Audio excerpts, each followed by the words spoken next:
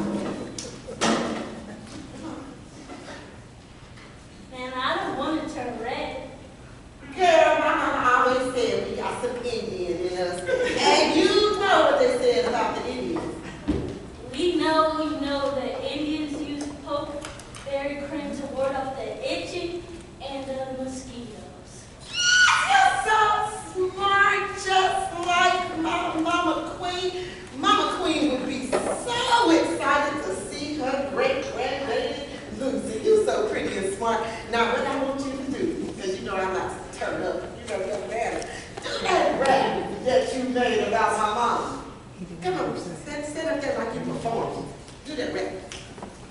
She made poke salad alley out of one little seat. She was the queen of the alley. Everybody would leave. With her, him, and Pal and her pokeweed queen. She could leave him, Pal could handle anything. She was a queen. She was a queen. She was a queen. She was the queen of the alley. Everybody would. Yeah!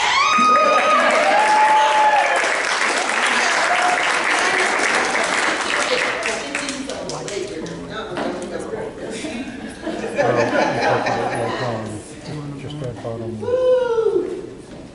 one of us to leave off.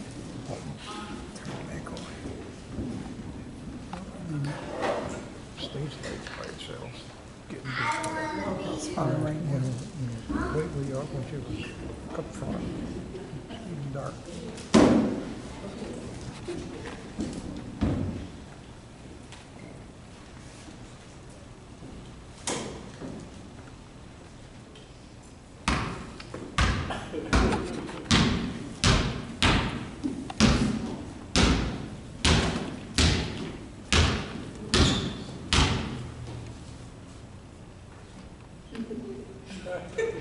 Peter, pass the ball. You'll never pass the ball.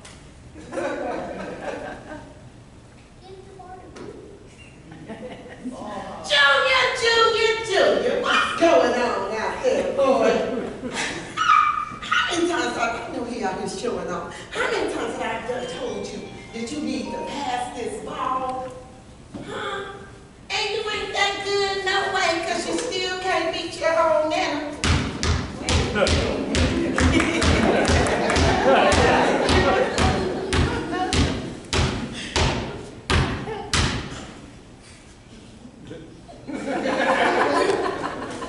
I'm sorry, I just can't miss right now. What? Okay, see, you two got a pretty sharp young man, but look here. Let me tell you something. What did I tell you? The best light is when you shine your light on others. Yes, they know how to shoot too. Shine your light and let each of these young men be a star. Okay? Let me see them hands. Yeah, Let me see them. yeah, I know. I've got grandma made to do the work. That's right. Your hands made to do good work. Now, what I want you to do, put that ball down for a second. And do that rap about my daddy. You know my daddy, Big Will. He can go catch fish with his hands and feed the whole community. Y'all get that? Had all the fish. Went in that water and got all the fish and fed everybody. We was never hungry with Big Will. So do that song about you. Do that song about your great-grandpa, brother, with your balls. Come on, y'all, put this song with you.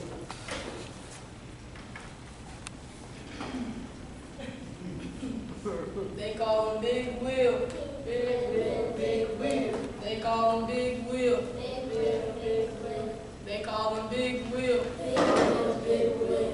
They call him Big Will. Big Will, Big Will. Big Will was a good old man. Big Will caught the fish with his hands. Wait. Oh yeah.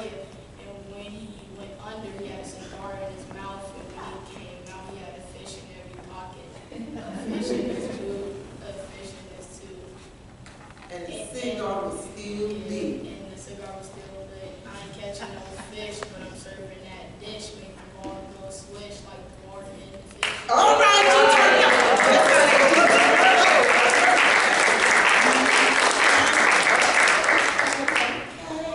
Good job, thank y'all. Now we gonna sit down so I can fix y'all some poke salad. Go back and sit down. I'm gonna fix y'all some poke salad.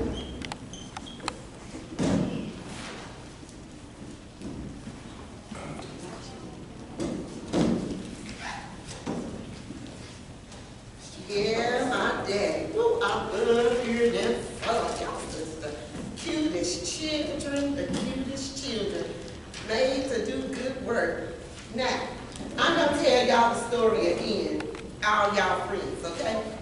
So we can get ready to watch the History Channel, because I got my friend coming on to talk about poke. But let me tell y'all this story again about poke salad apple. As the men gathered the fish, the women had their bustling market. Queen was able to grow poke salad alley all year long. It was almost a mile long, y'all. It became a haven for the black folks in the village. All the women gathered there on Saturday mornings as their men were out hogging for fish for the market. The women began to make all kinds of products out of pokeweed. They had a famous dish that was mouth-watering called good old poke fry, and all kinds of cough syrup, body creams, and more. These products began to be sold to the rich folks from uptown who loved coming to Poke Alley and watching the women sing and dance with their children. Sally, you're gonna break your back trying to do that low alley dance. Now get up, laughed the serious queen. Yeah, I was a dancing machine.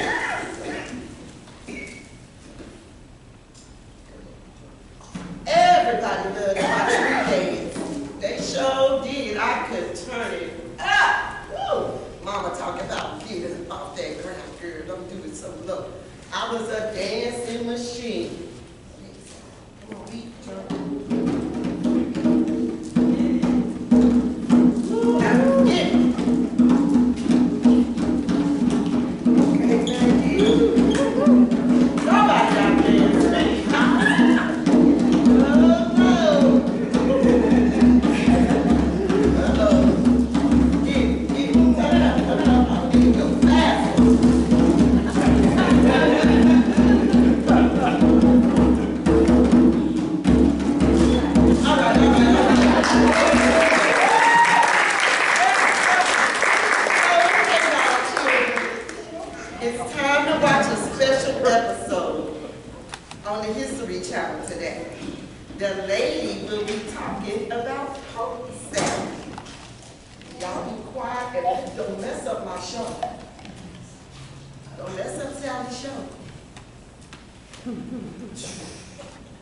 they learn something.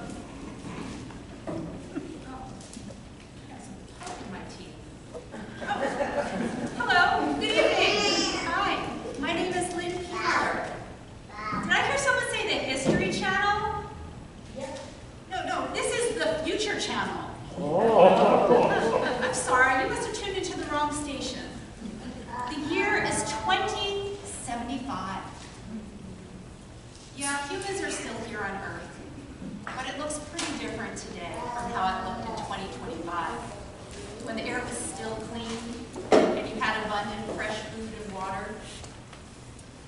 For better or worse, most humans continue to survive on planet Earth today, but under severe conditions. Life is not so carefree. We have to limit our time outdoors because of poor air quality and the daily heat index. It's either too dry or too wet in most places on Earth, and there's no longer a reliable temperate climate. And so in order to survive, many people have migrated to the northern and southern tips of the continents. At the same time, those that can have started to leave Earth for active space duty, building the new settlement on Mars. It's in the first stage of development, and they say 1 million more people will be able to relocate there in the next 10 years. Probably wouldn't recognize Carbondale these days. Many of the plants and animals that lived here in your time have gone extinct. What remains are resilient, adaptable survivors. These are the opportunistic species, like mosquitoes, ants, cockroaches, ticks, and rats. Believe me, we are learning to coexist. It's true, our animal kin have so much to teach us about survival, and so do our plants. Did I hear you talking about pokeweed? Yeah, that's a survivor here, just like us. The name in Latin is Phytolacca americana. Say it with me. Phytolacca americana. But the word poke, it's derived from the old Virginian Indian word pocan, referring to plants used for red or yellow dye. Other names of indigenous origin include skoke, cunicum, kokum, and kokan were common names referring to the red stem and berries are red weed, red berry, inkberry, pigeonberry, crowberry, shoot button plant, bear's grape, red nightshade, and American nightshade. That's a mouthful. Yeah, but the most common name throughout the United States, it's still poke salad. Poke is a great friend of ours these days, and it's one of our most important ecosystem engineers. It grows easily out of the dry patches of rubble into big, tall forests. It provides important shade and shelter from the heat. It takes the sun's strong rays and absorbs them, creating coolness in the sweltering landscape. It transforms carbon dioxide into fresh living oxygen. And because it's such a tall plant, it stands eye to eye with humans. We see poke and it sees us. We honor poke in this climate because it gives us life. These days we honor any living survivors on this planet. Plant and animal are all kin in the essence of survival. And the fields of poke, they're beautiful too. The tall, thick red stalks reach up to the sky like Jedi swords, and the beautiful white inflorescence, like this, they ease into deep purple-black peduncles of berries. The berries feed the birds and the squirrels, but not us. Just like a Jedi Master, we have learned that poke is both the power to heal and the power to harm. Our ancestors knew that sometimes those very same toxins that can make you sick can also be used for medicine. To cure open wounds, skin conditions, rheumatism, and even cancer. So much of this knowledge has been passed down by generations. Use poke incorrectly, and you might get a stomachache. You might throw up, or you might even need to go to the bathroom all night long. But use poke correctly, and you get a very nutritious food source with calcium, vitamin E, A, and the power to heal. You see, it's all about the knowing. Healers have traditionally been the ones to carry the wisdom, the practice, the philosophy, and routine health maintenance, as well as those ethnobotanical skills and plant knowledge. As long as poke has lived alongside people, poke has represented both the light and the dark side of plant and people relations. But actually, poke is just doing its planty job. It's us people who've had to learn how to coexist. And poke salad was not as popular in your time as it is today. People in your day were so out of touch with the powerful medicine that common plants offer in relation to humans. There was a gap in knowledge about how to properly prepare poke. Most people just saw it as a weed, and they feared what they did not know. But today, in your future, poke is a valuable part of our survival strategy. Not only because it provides us with the power of medicine and nutrition, but also because it offers us a plant relationship that we can count on. It is a weed no more. We steward and we care for poke in this world because it cares for us. It is our kin. Well, that comes to the end of our broadcast for tonight. From the future to you in the past, good night and good poke.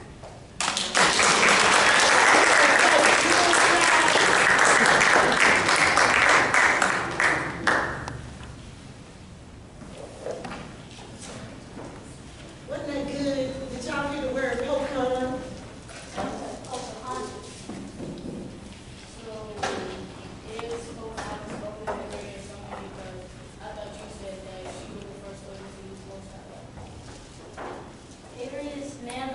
Was the first one who used poke salad.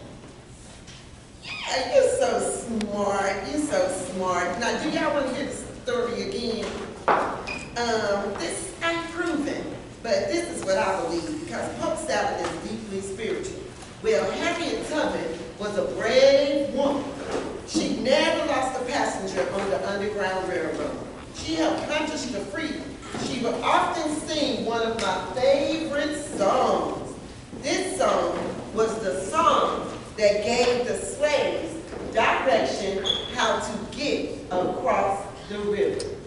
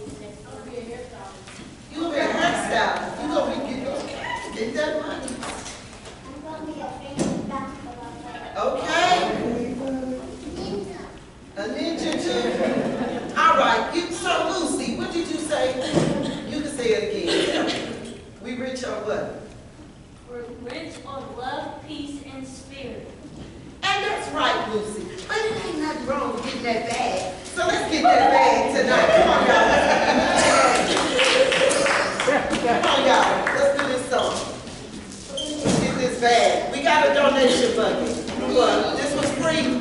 Here go the bag. I'll be walking